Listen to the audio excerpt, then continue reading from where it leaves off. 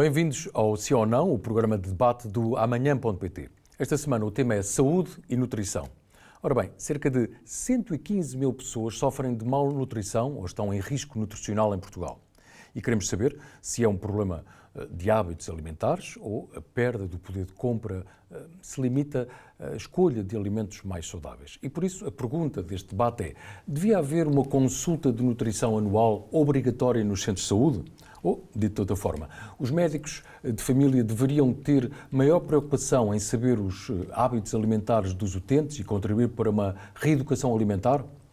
Comigo estão Alexandra Bento, nutricionista, professora na Nova Medical School e ex-bastonária da Ordem dos Nutricionistas, e também José Camolas, nutricionista e professor na Faculdade de Medicina da Universidade de Lisboa. Obrigado a ambos pela vossa disponibilidade para este debate. Já sabem que têm cerca de um minuto e meio para a defesa da ideia, da tese inicial, e depois partimos para o debate. O José não se importará. Começamos pela Alexandra. Muito bem. Agradeço-lhe imenso o convite, Luís. Aqui o sim ou não, e nesta mesa a minha posição é o sim, no sentido de dar dimensão à importância do acesso a uma consulta de nutrição. Não colocaria nessa rigidez da obrigatoriedade de uma consulta anual para todos o cidadão português, mas sim no sentido de que é necessário haver acesso à consulta de nutrição.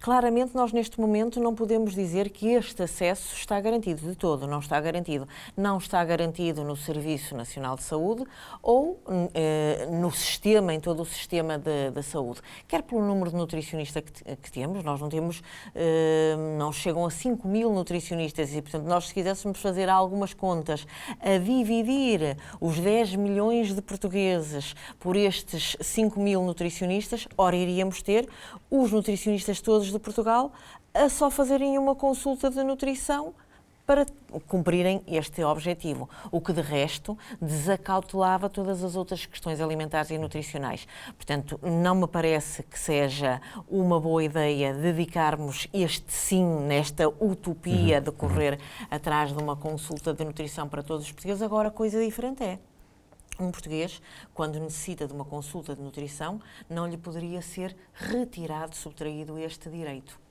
E aquilo que tem alertado também, até nas suas crónicas e no podcast Pensar Amanhã, aqui do projeto do Portugal Amanhã, que tem alertado sempre para dados que são muito preocupantes de, eu não sei se é má nutrição, mas há dados de facto... Podemos dizê-lo desta maneira. Portanto, de facto, nós não podemos esconder aquilo que é uma realidade. Os hábitos alimentares dos portugueses estão longe de serem adequados, afastam-se imenso do conceito de dieta mediterrânica, porque nós achamos que somos um país que temos, de facto, proximidade a este padrão de comer que, de facto, gera saúde, mas estamos cada vez mais a afastar-nos desta forma saudável de comer. E, por outro lado, ao fazermos, sendo este um determinante importantíssimo para a nossa saúde, porque nós, no momento em que nascemos, devemos ter direito a alimentar-nos de uma forma correta. E se assim o fizermos, desde logo no momento em que estamos no ventre das nossas mães, se a alimentação for correta ao longo de todas as fases da nossa vida, a probabilidade de vivermos mais anos e melhores é factual. De facto, vivemos mais e melhor se tivermos um estilo de vida que seja adequado e alimentando-nos corretamente. Os erros dos portugueses em matéria de alimentação são muitos, porque não temos literacia suficiente, mas também por aquilo que o Luís denunciou, porque muitos de nós nem temos a capacidade de nos podermos alimentar corretamente, porque nos falta muitos instrumentos, nomeadamente o instrumento económico. Portanto, é preciso fazer muito no nosso país, fazer mais, fazer melhor, para que todos os portugueses tenham a capacidade de ter um prato de comida que seja adequado nos seus vários alimentos. E depois, se de facto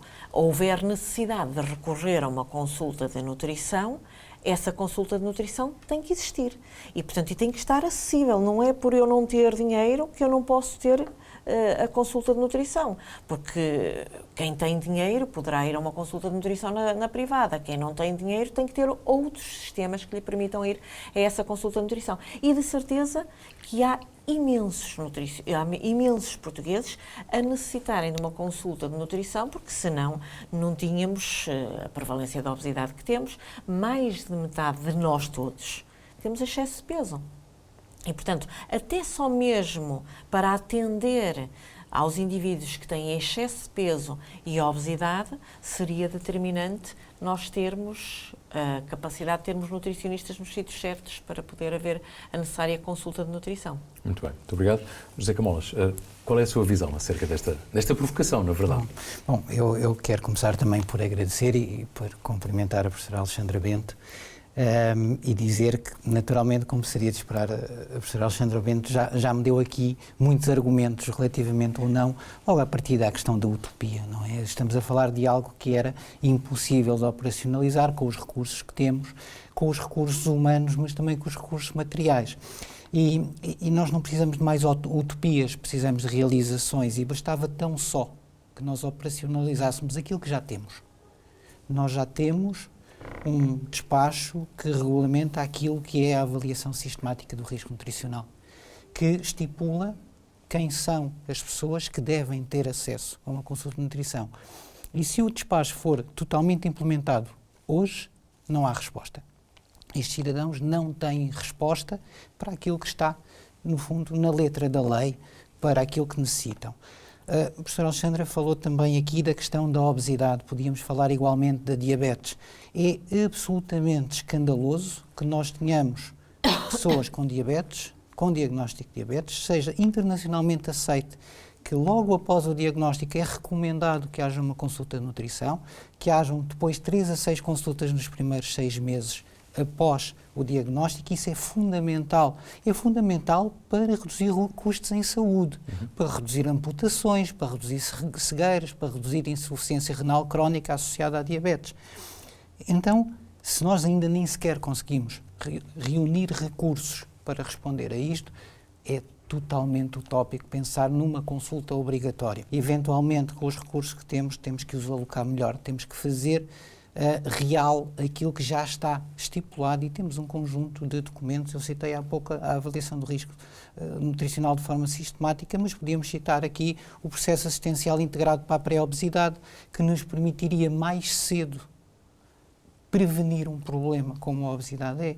Podíamos falar aqui também do próprio processo assistencial para a diabetes, que não está de todo a ver a luz do dia em termos da sua implementação efetiva, e, portanto, estamos aqui a falar naturalmente daquilo que a professora Alexandra Bento acabou de citar, que é viver anos com qualidade. Eu diria que todos nós estamos muito motivados para viver mais anos, mas estamos motivados para viver, não para sobreviver, para viver com doença. E aquilo que nós vemos em função dos maus hábitos alimentares, de uma certa disfunção do próprio sistema alimentar, é isso mesmo, é que vivemos virtualmente mais anos, mas vivemos mais anos com muito pouca saúde, e até do ponto de vista da gestão financeira do sistema, isto é má ideia, porque não é útil viver mais anos se vivermos sem saúde, porque o sistema, enfim, não sustenta aquilo que são o acréscimo constante dos custos em saúde. Muito bem. Então, vamos partir para debate.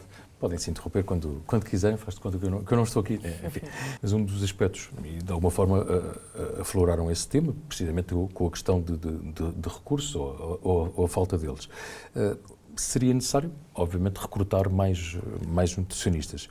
E a ideia que há é que a contratação, posso estar enganado, tem sido residual, tem sido mais lenta, não sei se tem a ver com burocracia. O que é que, na vossa opinião, deveria ser feito para agilizar esse processo? Portanto, parece-me que me passou a palavra. Sim, mas é para ambos, sim. Para ambos. Nós, repara, uma consulta é um ato clínico e, portanto, sendo um ato clínico e sendo um ato de 1 para 1, e poderá ser presencial ou à distância, não é?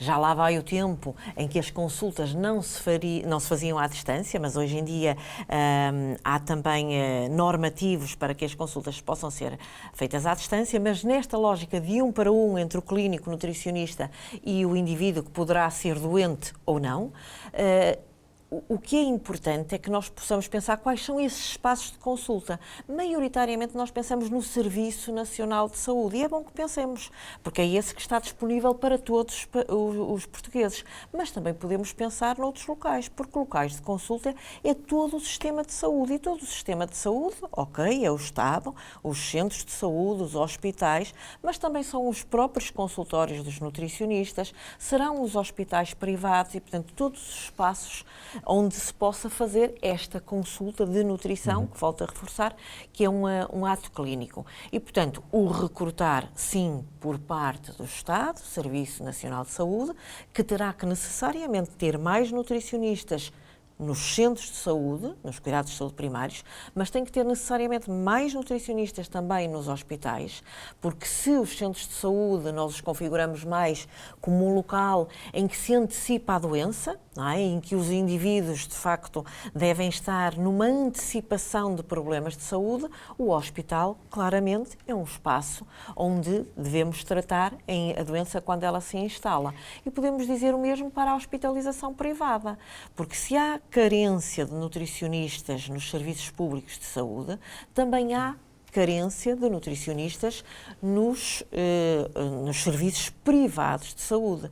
E se o Luís dizia bem, as dificuldades no recrutar, no contratar nos serviços públicos, que também não se justifica, mas sabemos que assim é, há dificuldade porque há todo um processo legal para a contratação, não se compreende na hospitalização privada e nas clínicas privadas. E, portanto, aí acho que tem que haver todo um movimento social para exigir a presença de nutricionistas e, mais do que isso, todo um movimento social também para exigir que os subsistemas de saúde acabem por acautelar o pagamento destas consultas de nutrição, porque depois resta o resto.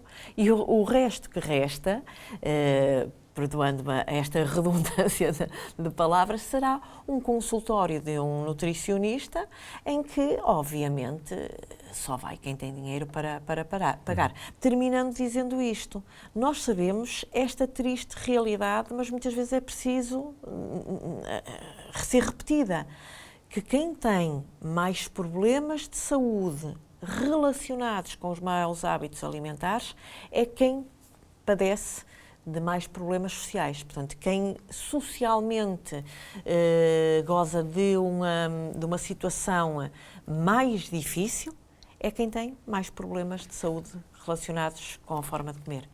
Como é que se resolve esta situação que estávamos a falar, portanto, da minha pergunta? Há um paradigma que se aplica a diversos contextos, que é nem sempre lançando mais dinheiro se resolvem os problemas, e eu diria que não é necessariamente, enfim, enfatizando toda a contratação de nutricionistas, que é absolutamente necessária, que nós vamos resolver o problema. Nós temos que olhar para este problema como um problema que tem que ser sistémico e consistente.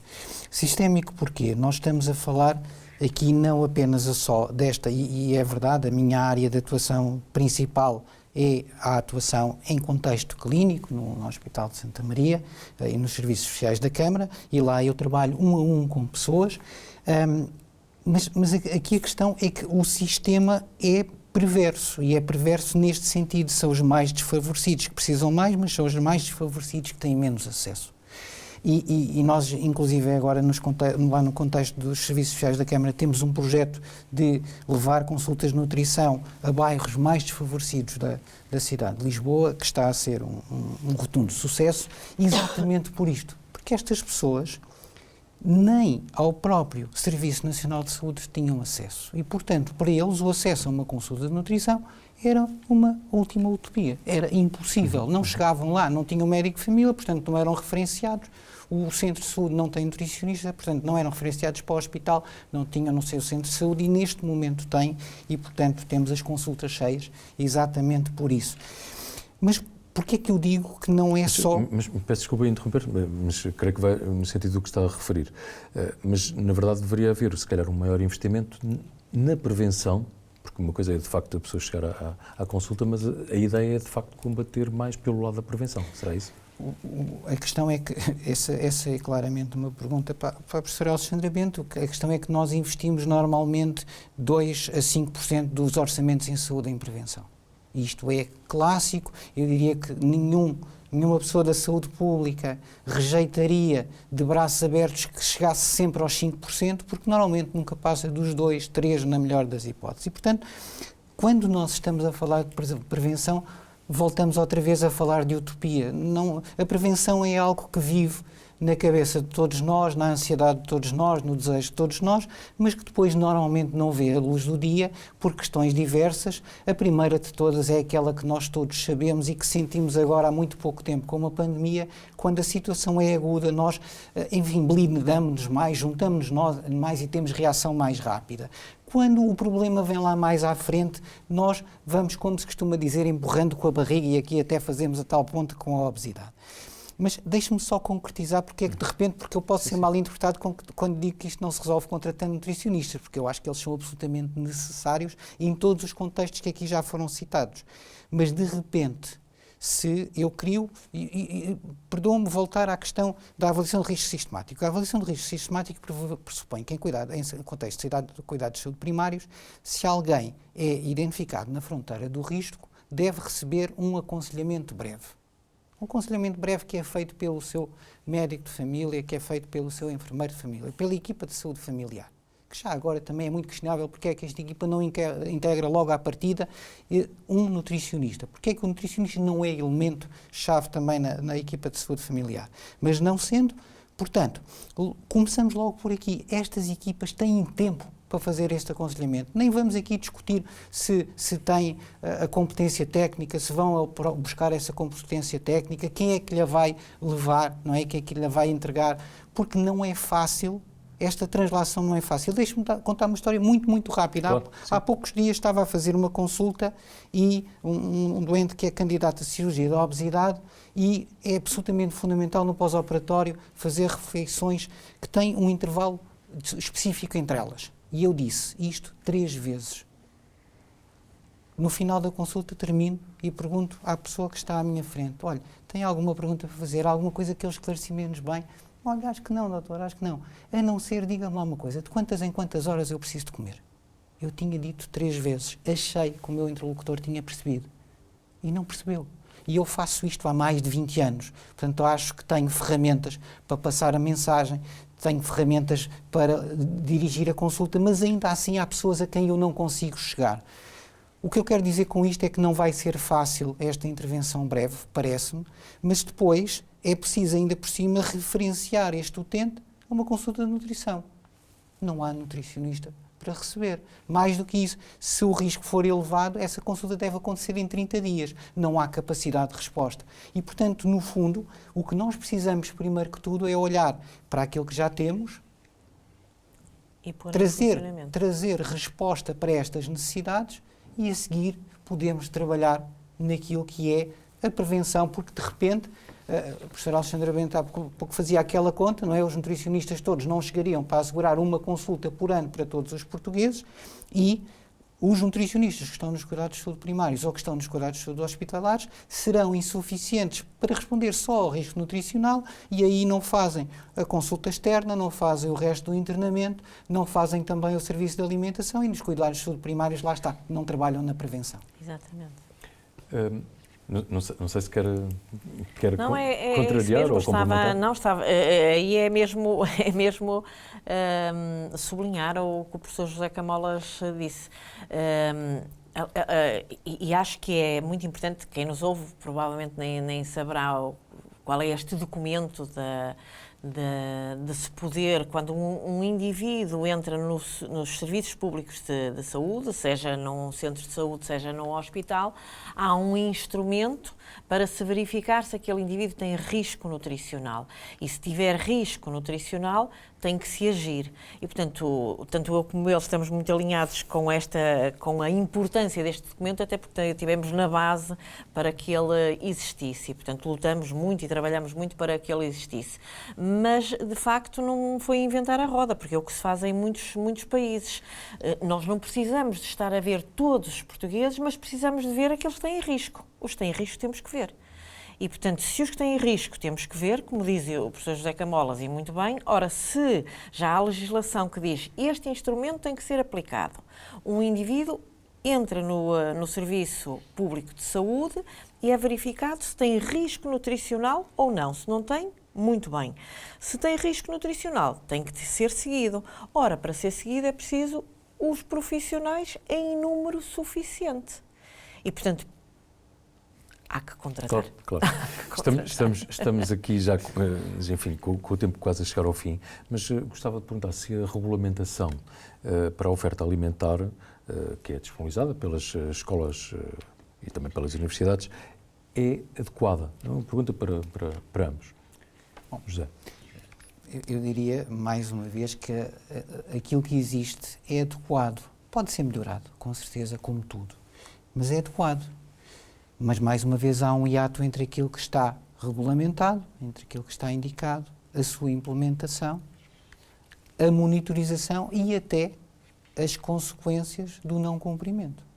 Porque todo este processo só interessa eu ter uma regulamentação se ela depois for aplicada na prática. E, já agora, convém que eu saiba que, se não cumprir, isso me traz consequências. E aquilo que nós vamos percebendo é que, por todos os constrangimentos que o sistema tem, vamos produzindo regulamentação, fazemos para que ela seja o mais ampla e o mais baseada na evidência possível, mas depois há sempre alguma dificuldade de implementação e há sempre alguma dificuldade de monitorização dessa implementação. E o que é que isto traz? Isto traz depois para as pessoas, para a população, uma certa sensação, por um lado, de que quem não cumpre fica impune, sai impune, não acontece nada. E depois que as regras são só para alguns.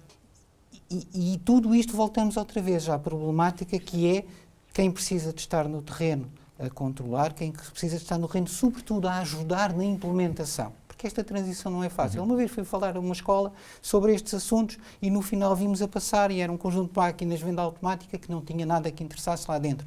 E eu perguntei ao professor, há aqui uma grande incoerência. Estivemos ali à conversa, o senhor professor ensina o que ensina nas suas aulas e de repente os miúdos passam por aqui e há esta incoerência, ainda antes de haver esta regulamentação mais recente.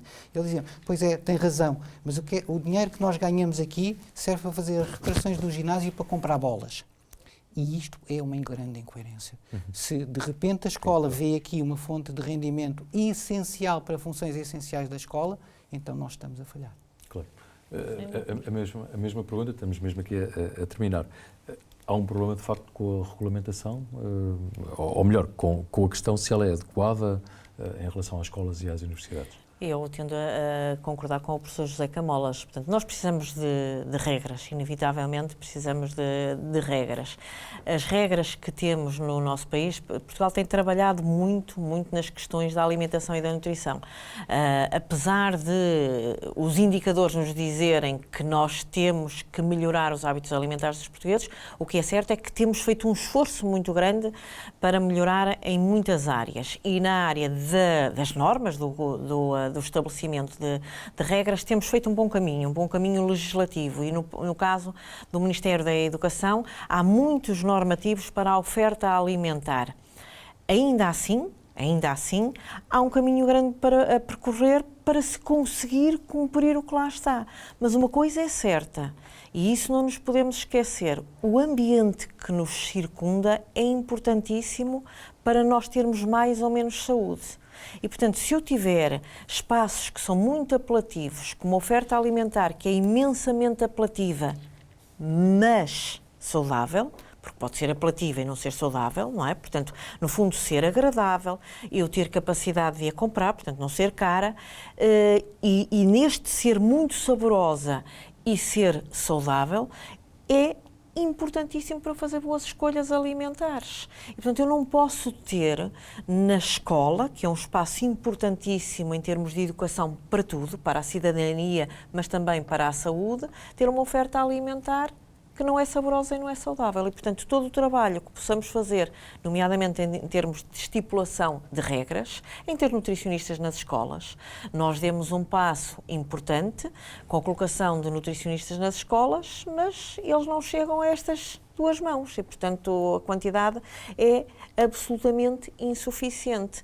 Na minha forma de ver, seria importante, e sei que o professor José Camolas também concorda, seria importante ter mais nutricionistas nas escolas. Sabemos que a alimentação escolar está por delegação de competências na esfera das autarquias, mas o importante é que os nutricionistas estejam nas escolas. Se é por via das autarquias, se é por via de outro instrumento qualquer, não é isso que importa. O que importa no final do dia é que eles estejam para auxiliar na oferta alimentar e para auxiliar nos hábitos alimentares das nossas crianças. Acho que é um grande caminho para nós termos mais saúde.